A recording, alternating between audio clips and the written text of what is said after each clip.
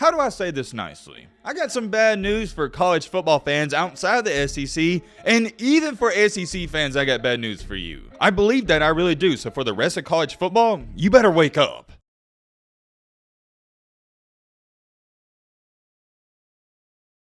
Let me ask you a question. What's the best conference in all of college football? I think most people with a brain would say the SEC, right? After Georgia completely eviscerated TCU, that now means the SEC has won the last 13 out of 17 national titles. Not too shabby. I could sit up here for 5 to 6 minutes and give you legit and great reasons as to why the SEC is the best. The bottom line is, we know this. The SEC is in a category all by itself, and I don't even think it's that close. I say all that to say this. With Kirby Smart now going back-to-back at Georgia, college football is in for a very, and I mean a very, rude awakening. Whoa, hold on. I know what some of you are saying. If you're an SEC fan, you're probably laughing about this thinking I'm saying it's a good thing for the SEC, but not so fast, my friend. What we're going to talk about in today's video also might be a bad thing for the rest of the SEC. This is going to be one of my more interesting videos. I'm extremely excited to get into it. Hope you guys are excited as well. As always, if you're new to the channel, it's simple. You already know all the corny stuff. Consider subscribing, blah, blah, blah. Shut the crap up, man. Now, without further ado, let's get into it. I said it at the beginning of the season. I said it all throughout the season, the end of the season, and I'm going to say it again.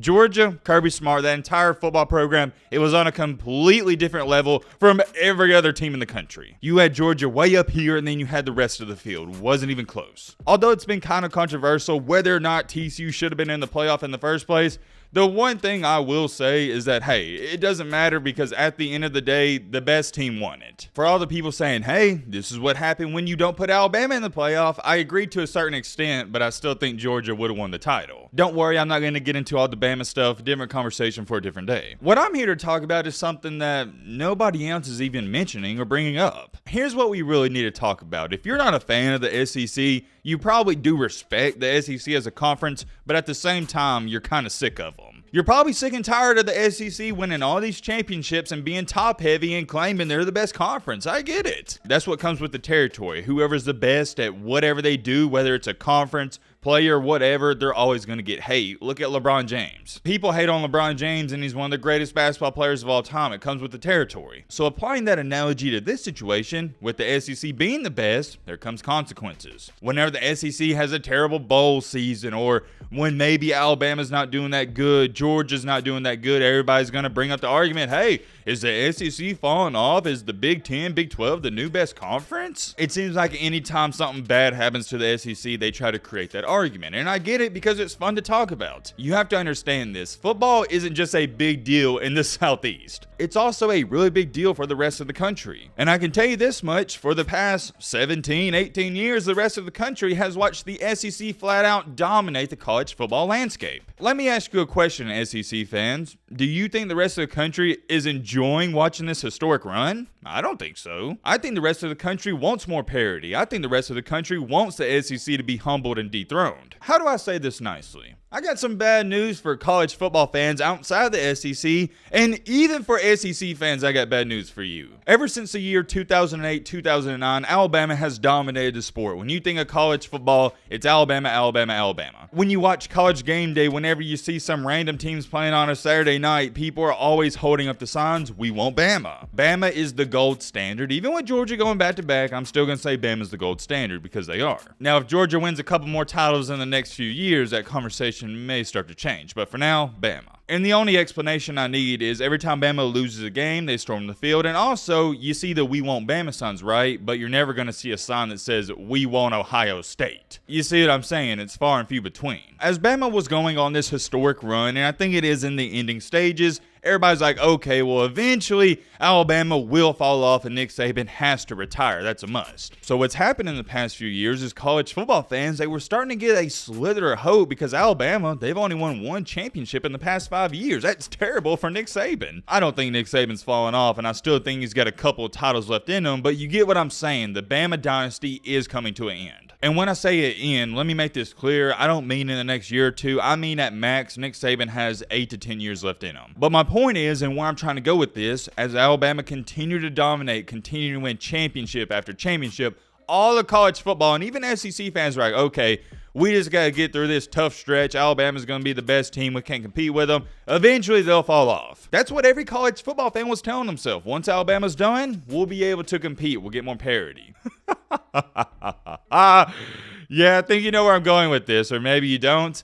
Well, now that Alabama is starting, I guess you could say, to fall off slightly, there's now a new Alabama. And that new Alabama I'm referring to is Georgia. And let me make this clear. Alabama, I'd say for the next 8 to 10 years, is still going to be one of the top 5 teams in the country. But to go on top of that, you now have Georgia that is also going to dominate the sport. So for college football fans, this is your rude awakening. You no longer just have to worry about Alabama. You got to worry about Georgia. And I'm going to tell you firsthand, Georgia and Alabama, they're starting to take the fun out of this game for the rest of the country. Oh, you don't want to believe me? Well, let me offer you this. They've already played for 2 national titles. 2 SEC teams have played for national title games. That's not supposed to happen. And Bama had an off year this year, but am I crazy to say? And I really want you to think about this. Let me know in the comment section. For the next 5 years, it's either going to be Bama or Georgia winning the championship? I don't think that's crazy, and you could see 2 to 3 years where Bama and Georgia are playing each other for the championship. I believe that, I really do. So for the rest of college football, you better wake up. You no longer just have to worry about Alabama dominating the sport. You got to worry about Georgia. And I know my Big Ten fans, especially Ohio State fans, are going to say, yo, Matt,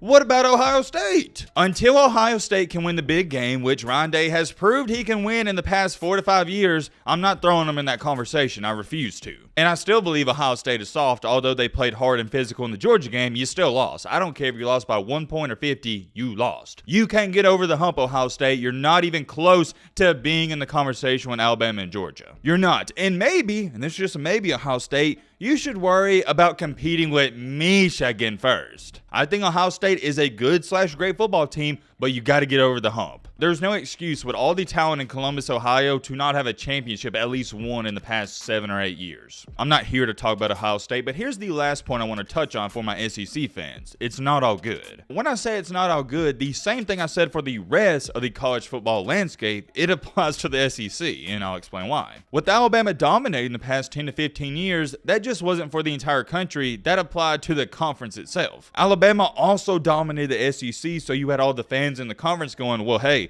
Alabama's the best of the best. We're not even expecting to beat them. We're just going to have to wait until this great run Nick Saban's going on, it's over. Well, now, and you know where I'm going with this, you know exactly what I'm about to say. You don't just have to worry about Bama, you got to worry about Georgia. On one side of it, you're going to have Georgia dominating the SEC East like they have the past 5 or 6 years, and on the other side, in the SEC West, you're going to have Alabama dominating the West. And I already know you're going to have some Timothy in the comment section. Well, Matt, Alabama was supposed to dominate the SEC West this year, and they lost to LSU. What happened? Okay, they lost to LSU on the road by 1 point. I get it. It was a bad year for Bama. I've said that time after time. I'm going off of what I know in facts. If anyone right now had to place a bet who's going to win the SEC West next year, you're betting Bama. You're not picking LSU. I'm excited for this because now you don't just have one villain of college football, you have 2. Georgia, Alabama. And whenever you have villains in sports like Tom Brady, LeBron James, Michael Jordan, it increases the entertainment value. Why is that? Because everyone out there is rooting for them to lose. You want to see the villain fail, and that increases entertainment value. Think about how many people tune in to watch Ohio State, Georgia, and Bama play, not to root for them, but to root against them. I'll be the first to tell you, I love an underdog story. I love to watch the number 1 team play in basketball or football and root for the team that's unranked to beat them. That's just human nature. I'm very curious. Let me know your thoughts down below. But